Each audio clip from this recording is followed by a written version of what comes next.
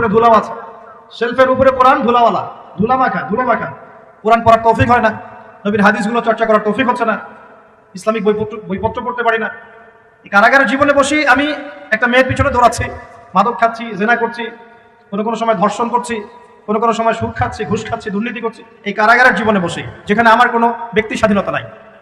তাহলে কারাগারের জীবনের মেয়াদ যখন শেষ হবে, যখন তাকে এখান থেকে বের করে নিয়ে আসা হবে, অর্থাৎ মৃত্যু, তখন তার সাথে কিরকম রিমান্ডে আচরণ করা হবে এটা ভালো করে বুঝে নেন। এখন নবীজি বলছেন আদ-দুনিয়া সিজনুল লিল মুমিন ওয়াল জান্নাতু লিল কাফির।